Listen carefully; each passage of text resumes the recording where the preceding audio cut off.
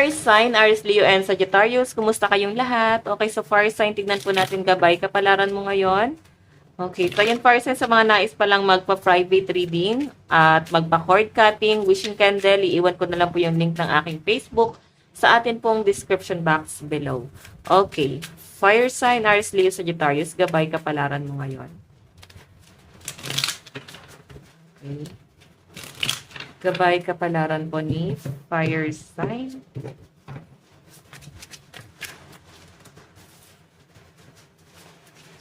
Actually guys, nakikita ko sobrang stress ka ngayon. Siguro ang daming parang ang daming blockages na nangyayari. So parang ang sinasabi nga dito fire sign na wag ka na masyadong mag-effort kasi parang baka sobrang pag-effort naman yung ginagawa mo tapos hindi naman guys nagiging maganda yung outcome. Pwedeng nandun ka sa point na nai-stress ka lang. Or pwede naman guys na yan, yung iba sa inyo pwedeng na high blood. Ngayong araw guys, maaaring maging abala ka eh. Ang dami mo guys gagawin, inaasikaso, ang dami nyo guys iniisip. I think mga responsibility, family nyo, yung mga bayarin monthly, ang dami nyo guys iniisip dito, no? So, nakikita ko guys na parang, ayan, hinihil nyo yung inner child nyo. Okay, party in your heart. Ayan. So, alam nyo guys, kahit nakaka-stress, no, yung nasasagap kong energy sa inyo, kahit na parang stress na kayo dito, nakukuha nyo pa rin guys, na tawanan na lang yung problema. Okay, tingnan pa natin fire sign, Aries, Leo, Sagittarius. Meron tayong, ayan, siya pa rin talaga yung nakuha natin guys, no? Party in your heart. So, kahit na parang stress na yung mga fire sign dito, sa malinaw na pinapakita sa akin, guys,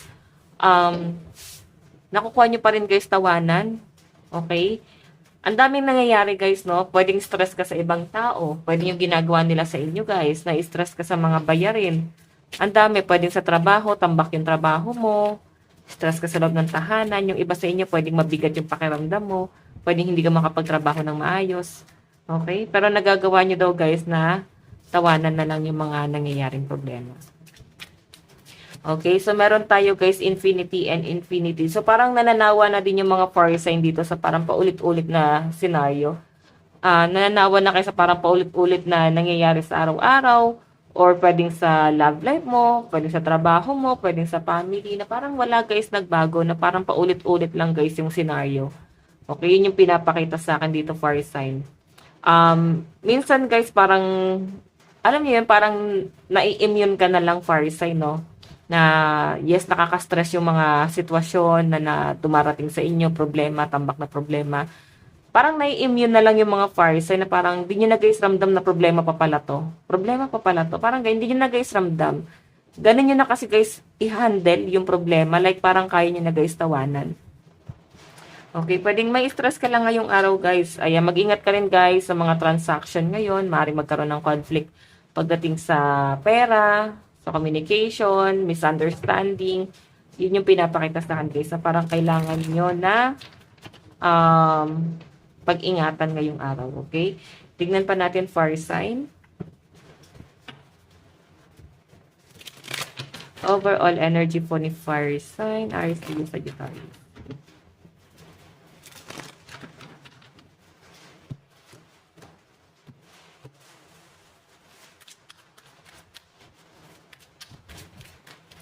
Okay, meron po tayong 9 of Wands. Ayan, nagpapasalamat pa rin yung mga fire sign dito na kahit pa paano guys, may naipundar ka or may nasimulan ka, may nagawa ka, bago man lang guys magkaroon ng problema, no? Mga delay, at least parang kahit pa paano may na-secure ka sa buhay mo.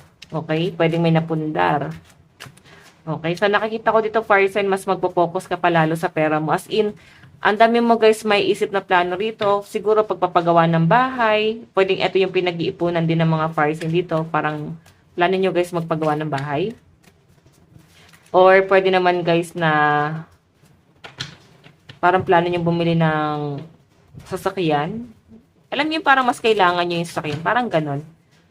Okay? Parang ito yung pinag-iipunan nyo ngayon. Yung para bang mas practical. Or pwede naman guys e-bike, no? Marami na guys gumagamit ng e-bike ngayon. Baka yan, nagpaplano kayo bumili ng e-bike. Okay, meron tayong, the world pa to. So, pwedeng sasakyan nga yung iniisip ng mga fire sign na bilhin or baka meron ka guys namimiss na travel. Okay. Meron tayong Six of Swords. Okay. So, alam niyo fire sign, siguro may regret ka na nararamdaman ngayon. Parang nag-relocate ka eh. Siguro sa lugar na pinuntahan mo, nakaka-feel ka ng regret. Okay? Parang hindi ka naging handa doon sa lugar na pupuntahan mo.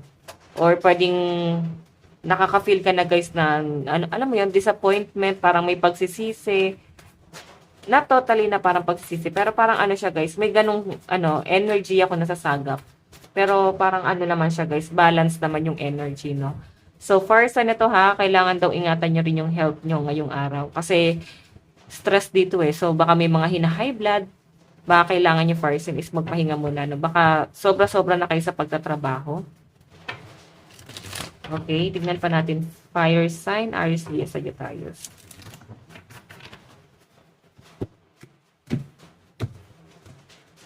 Okay. Fire sign. Meron tayong 10 of Pentacles. So, family to guys, no? Siguro may naipatayo ka ng bahay or pwede may pinupundar ka na property para sa family mo or baka mas inuna mo guys yung kapakanan ng pamilya mo no bago sa sarili mo. Parang sila muna bago yung sarili mo. Parang mas inuuna mo muna yung mas importante bago yung sa sarili mo. Parang ganyan. So, I think yung iba sa inyo gumagawa ka ng paraan ngayon para makasurvive. Okay. Guys, meron tayong 6 of Pentacles. Ayan. Ingat na lang talaga kayo guys sa mga transaction ngayong araw. Promise. Meron tayong 9 of Cups. Wish card. So, parang meron kayo guys ipaprocess na pera dito. Baka, ano ba to magpapagawa ba kayo ng credit card? Ipaprocess nyo or pwedeng mag-open kayo ng bank account.